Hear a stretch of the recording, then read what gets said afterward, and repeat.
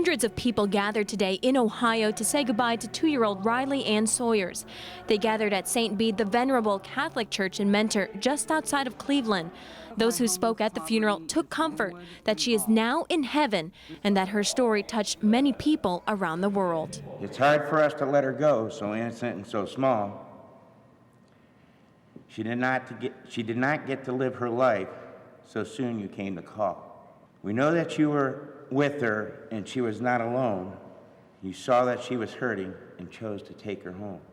Riley Ann was born in Ohio but moved to Texas last June with her mother.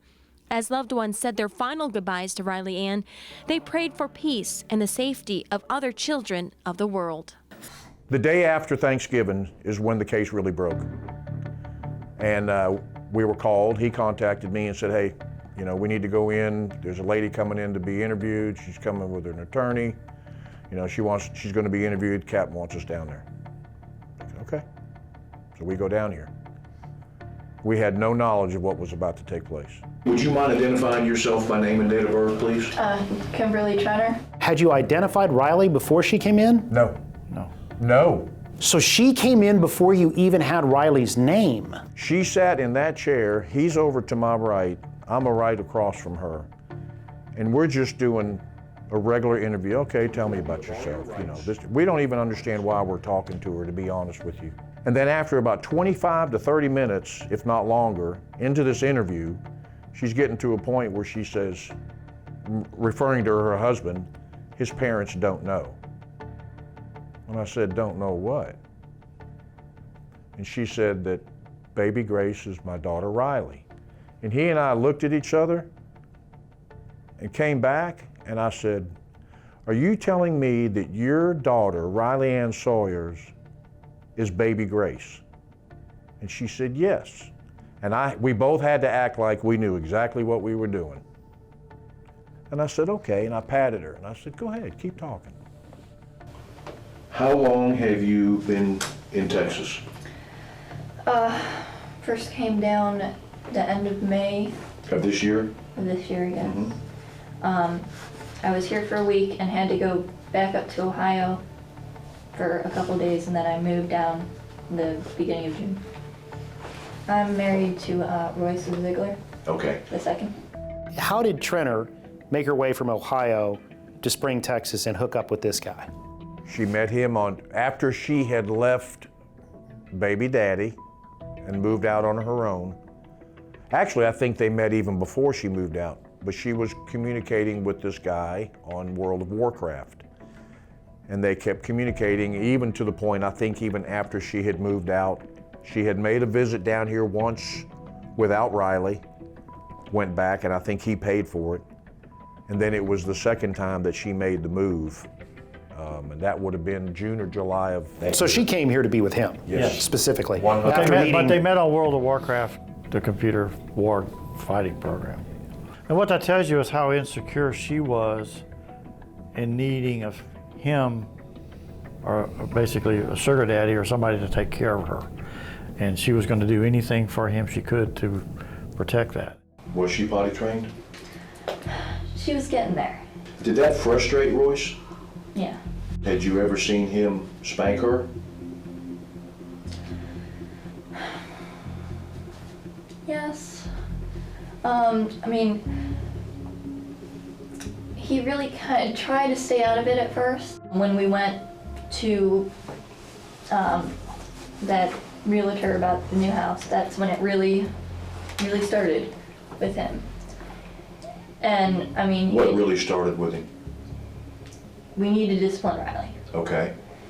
He could not comprehend dealing with understanding a 2-year-old child. A 2-year-old's a 2-year-old. They're gonna run rampant and drive you crazy sometimes. But that's what 2 years old do, and he couldn't cope with that, and he was determined to change her habits, like she was a 15-year-old, not a 2-year-old. It started off with discipline that morning. It was his decision. He was going to stay home, and he was going to help discipline this child and break the child of these bad habits of which he did not like. He really wanted to stay home and make sure I was disciplining Riley. Okay.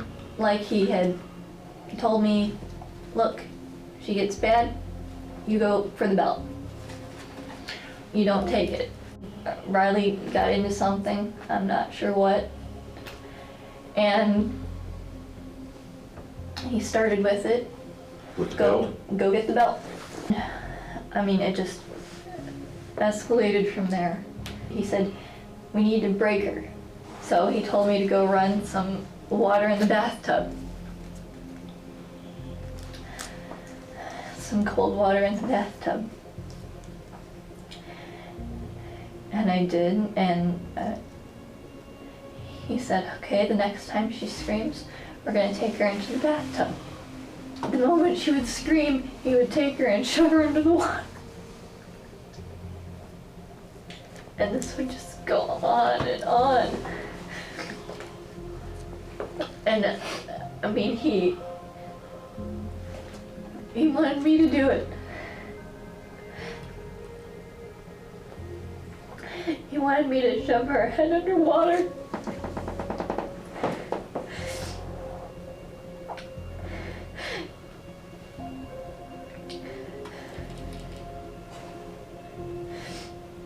And I found myself doing that and hitting her with the belt.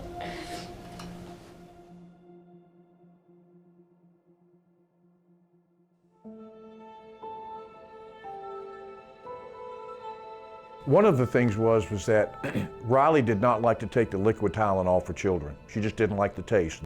They held her down in the bathtub underwater, trying to get her to take the Tylenol, to teach her to take it. And finally, this is a quote by the mother, Riley was reaching up, please just give it to me. I'll take it. She actually tried to get away from him a couple of times, and he had like a belt on around her and pulled her back, stopped her. When she did, she fell back and hit her head on the tile floor. That was the beginning of the end when she hit her head. And then, of course, then they tried to force medicine down her and hold her in cold water. And it was just one disaster after another. And this child went through hell on earth for hours and hours.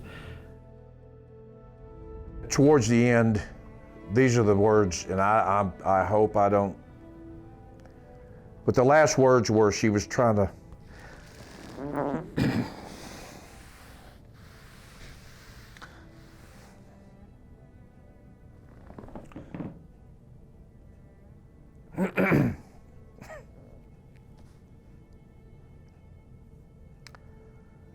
I've worked a lot of homicides.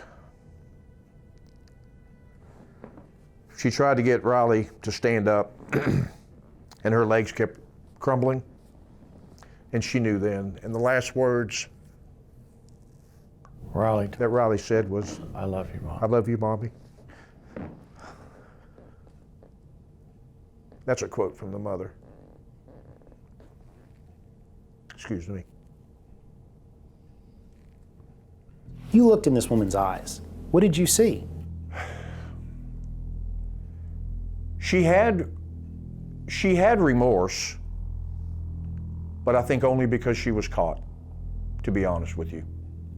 She was so wrapped up with trying to make this man happy and appease him that she was willing, in my opinion, to sacrifice her daughter. And he closed the curtain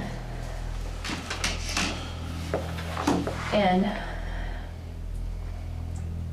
came out and said that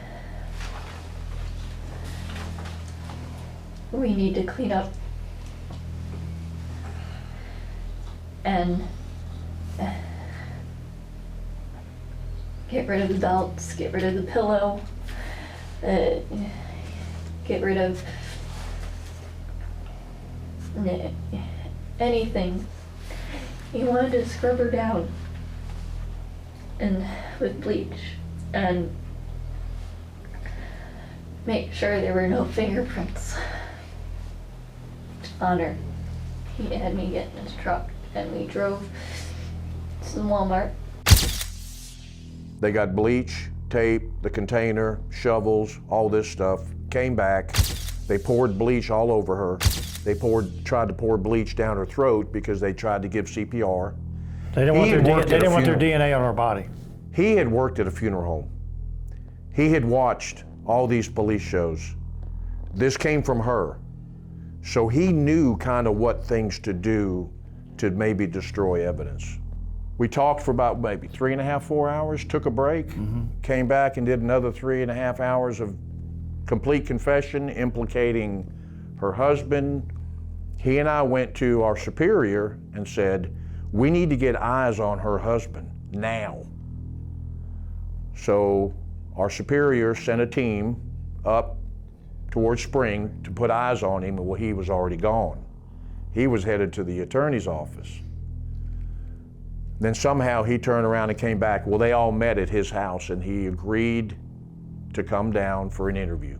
Today's date is 11/23/07. It is 11:12 p.m. And your name is Royce Clyde Ziegler, is that correct? The second. Kimberly, that's your wife, correct? Yes, sir. How'd you get along with Riley? We got on good. You ever spanked her? No, sir. Never spanked her. Not that I remember. Royce, we've been doing good. We've been doing good so far. Everything's been rock and roll, pretty good. Don't lie to us. I'm not lying. Yes, Okay. sir. Well, yes, you are. I've told you guys everything I've known. No, we got a dead baby here. And I'm gonna tell you right now, baby Riley is baby Grace. Read my lips. I know that, and you know that. I don't know that. Yes, you Yes, do. you do. No, I don't. Royce, I Come swear on, to man. God, I do not know that.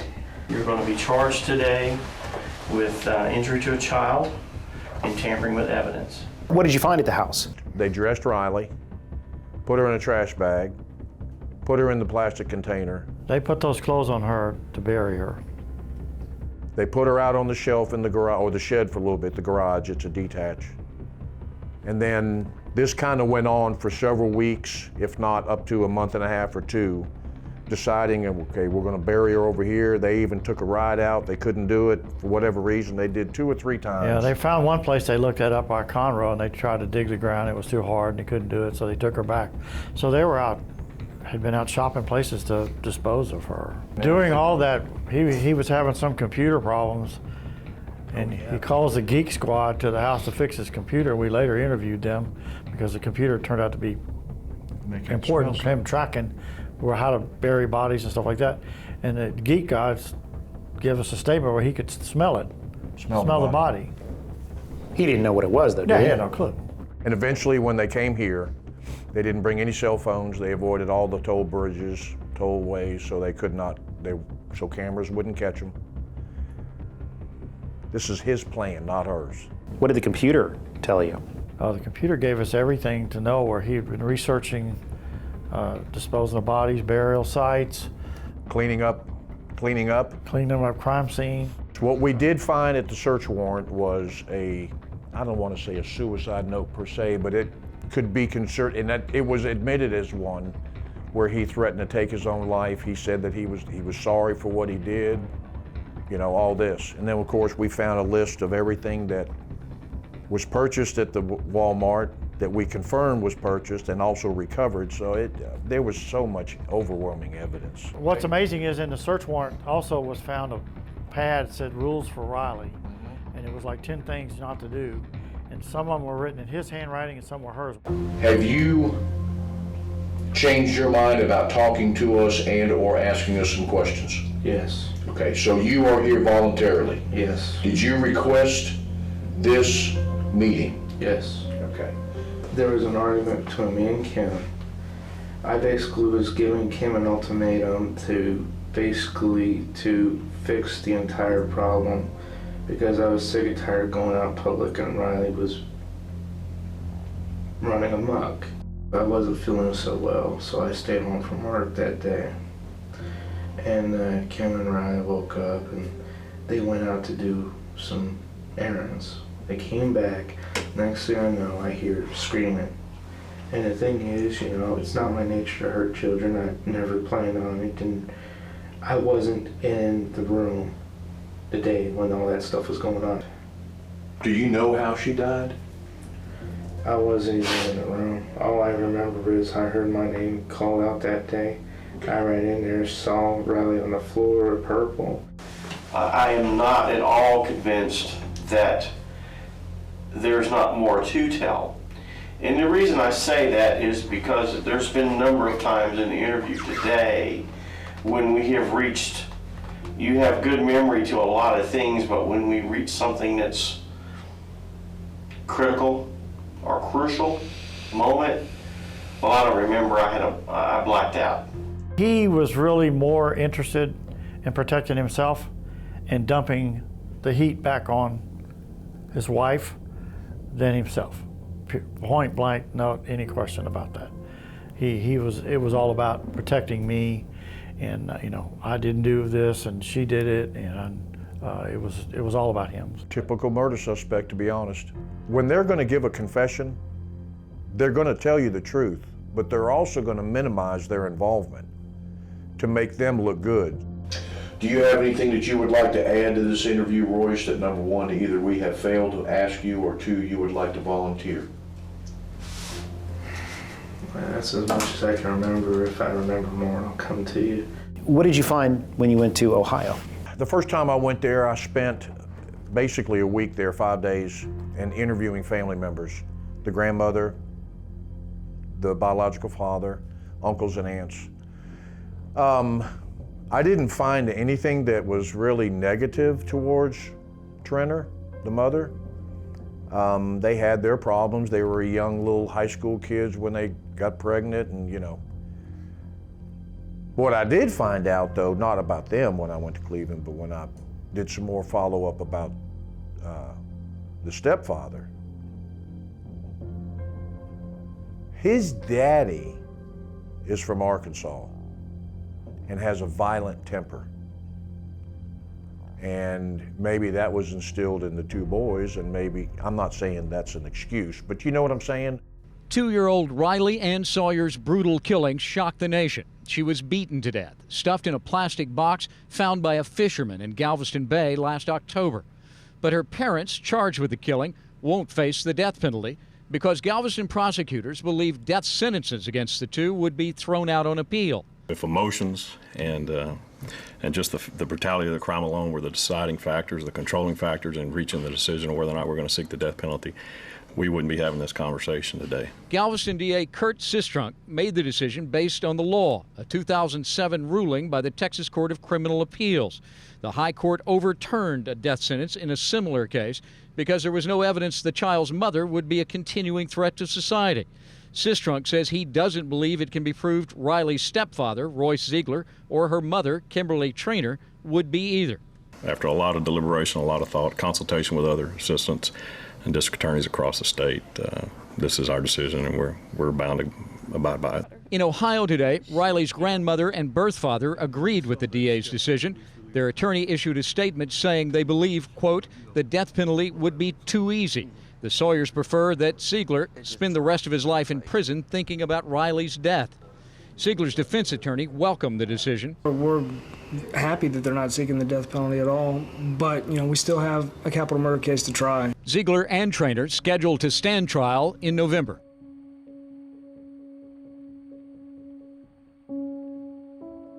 Millions of people across this country took her into their heart. And there wasn't a day go by, not a day go by for me for years, and even to this day, people will ask you, how do you deal with that? How do you work those cases? How do you do it? And you just have to thank God for your family and your agency that let you do your job.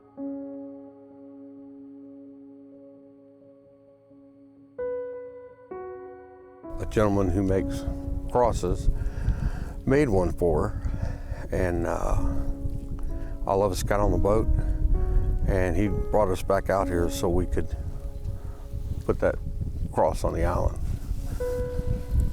Eventually, the owner of the island, he changed the name to Riley's Island. Occasionally, Riley comes back and visits, and I'm okay with that. You got to make friends with them. But any cop has those moments, and if they haven't yet, they will have.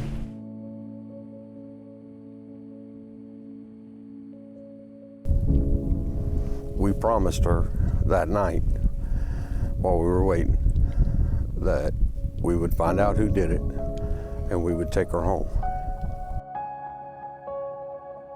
We were her pallbearers at our funeral.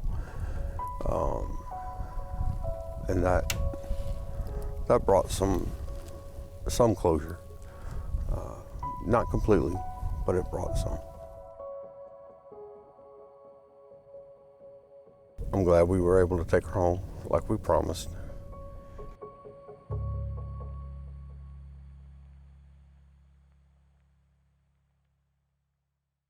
Kimberly Trenner and Royce Siegler were both convicted of capital murder and both sentenced to life in prison without parole. Thank you for joining us for this season of The Evidence Room, but don't worry, we'll be back soon because we're already hard at work on season 5. If there's a case you'd like us to examine, please email us at investigates@kprc.com. And remember, you can get caught up on past episodes by downloading our KPRC2 Plus app. For everyone on the KPRC2 Investigates team, I'm Robert Arnold. We'll see you soon.